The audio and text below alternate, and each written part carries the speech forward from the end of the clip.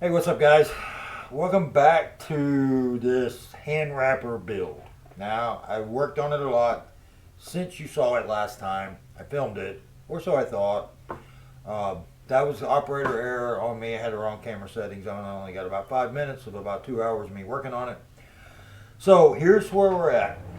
What I did. Oh, airboat. What I did since you guys were here last is I made my riser blocks for my dryer that will match this individual block. No, it doesn't. Yeah, it does. Okay, it'll match this. It should match this one, although this one is higher for some reason. I don't know what's going on. I must have had a bad number. It might be right. Maybe I'm just looking at it wrong. Anyway, we'll adjust that. Still, I made some minor adjustments to my stands that go on the main board here. I built the additional one so you can have it out.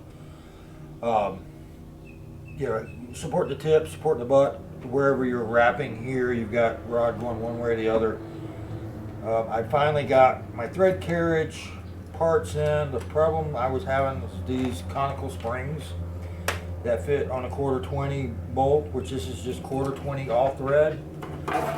Bought it like this at Lowe's or Home Depot. I probably bought this at Home Depot. Just some fender washers and wing nuts, 1/4 20. Holds the thread fine. It will slide. Still have sanding and cleanup to do, but it will slide better than this at some point. The last thing I have to work on for now is the part that's going to guide the thread itself, and that's going to go in this dovetail slot with this hardware, except I need to have it twice as wide with 2 holes in it, because this one wanted to turn unless you locked it down tight, and that kind of defeats the purpose. I wanted it to be able to slide. Probably didn't need that, but I've got another piece marked. I'm going to cut it and drill the holes, and then we'll get this assembled and test it a little bit. Oh, the other thing I did is I took some felt that I also picked up at Home Depot. It's for the bottom of furniture, the slide, and I cut it in 3/4 inch wide strips. That takes care of that. So let me get cutting on this and we'll be back.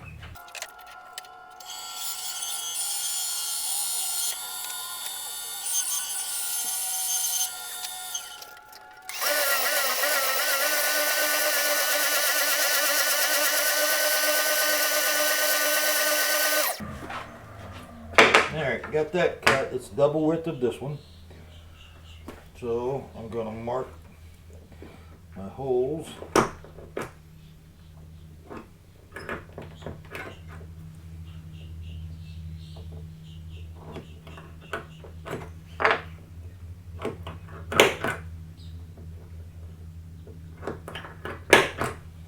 Take it over to the drill and drill a couple holes, and we'll be all set with this, I think.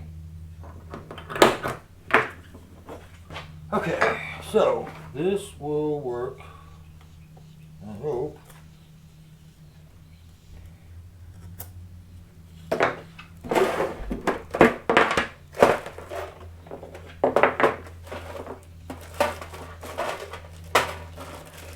Got matching hardware in here anywhere.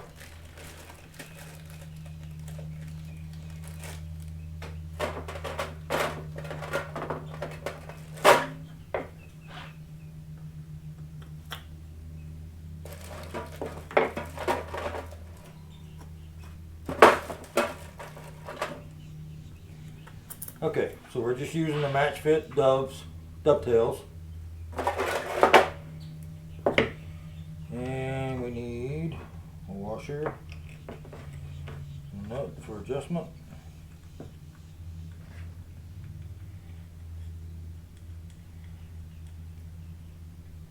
And a washer and a nut.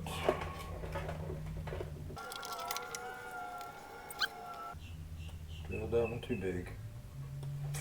That stinks. But I can fix that.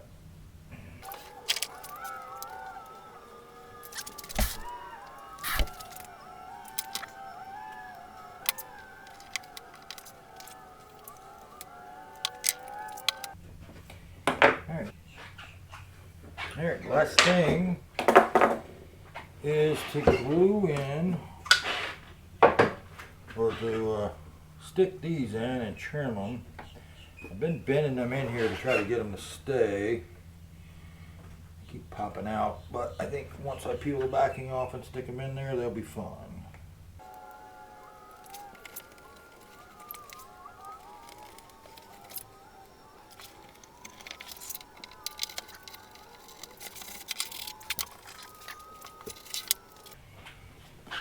Okay, well, I think it's done.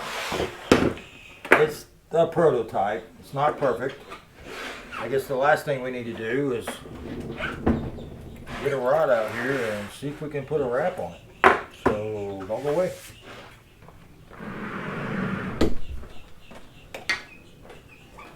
Okay, here is one of my favorite rods that I broke.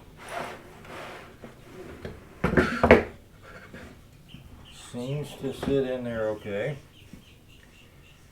It's got some resistance, which I was hoping for, so that you're going to have to turn it and it won't spin back.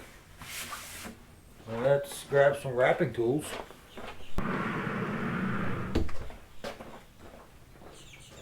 Okay, let's pretend for a minute that we're just going to throw a wrap on here. So your thread tension with the wing nut, and I made these long so you can use the longer spools. They're high enough so you can use the bigger spools without them dragging.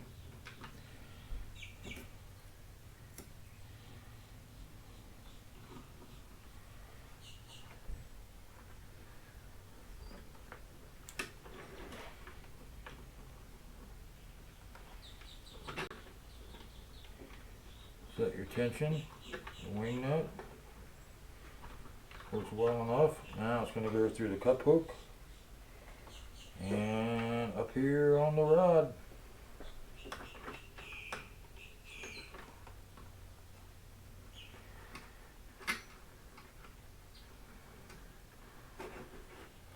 Now this does need quite a bit of sanding and cleanup. I've got sawdust down in the tracks. Nothing wants to slide like it's supposed to.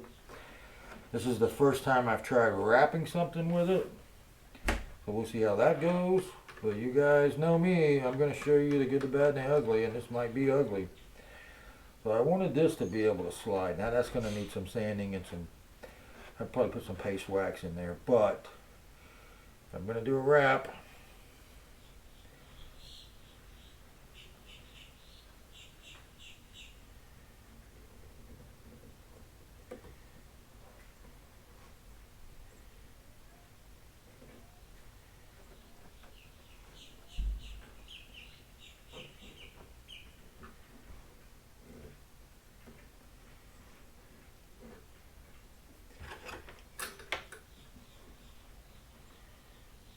Cut my tag.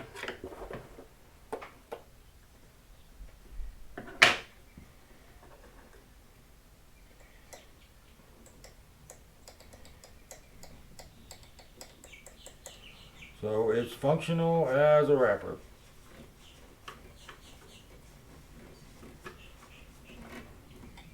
Like I said, it's because I cut these so deep, they get tight. It holds a little tension so you can have tighter thread tension and it not try to spin the rod back like it does if it's much looser. Much more loose. Redneck Polk County, sorry about my English. There we go. That is the first wrap on the stand / hand wrapper. So if you're not, let's just say you weren't ready to wrap yet, and you're going to use this as just a stand and you don't want all the stuff in the way, you loosen up the nut, slide it off, loosen up this nut, slide it off. Again, I got to work on the whole sliding part. Let all this out of the way. Put this back in place.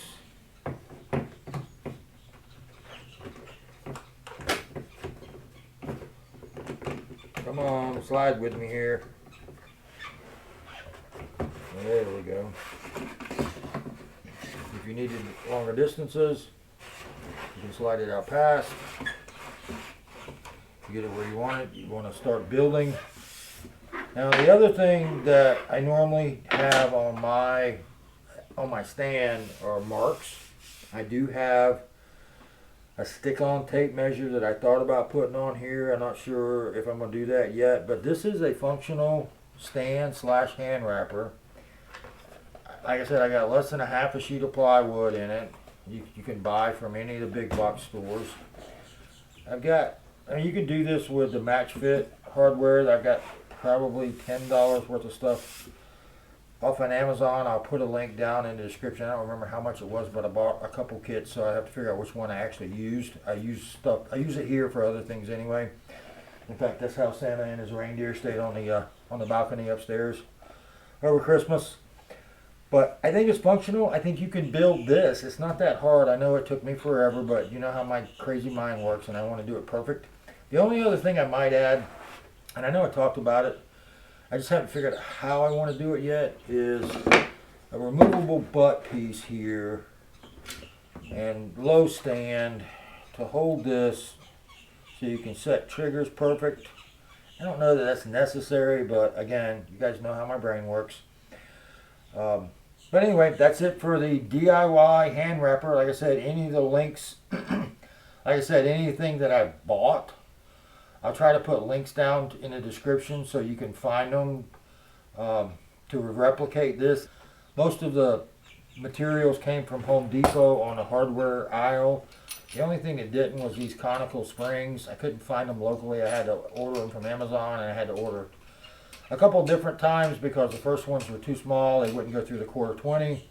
But once I got that figured out, like I said, I put that specific link down in the description. It took about 20 days for it to get here, but it was all of $5 for 6 springs. I have had some interest in buying these. Now, I will sell them. I don't know how much they're going to be. They're going to be much nicer than this. This is the prototype. I've got a couple guys waiting right now. I don't think they're going to be able to compete with the cheapy ones you can get from Mudhole. These are going to be so much higher quality, and with my time invested, I'm not going to get anywhere close to that. But if you guys have an interest, I'll also be able to personalize them. I've done some monogramming and labeling inlays in the wood. You'll see mine eventually with the FDX custom rods in here. I did some stuff over the holidays for Christmas presents, mostly cutting board kind of things. But anyway, that's it. The next video you will see, I don't know if you're going to see the Silver Widow completion, or I'm going to do a video on how to DIY your own load tester. So that's it from the dirty side of the rod shop. As always, guys, thanks for watching. I'll see you next time. And we're out.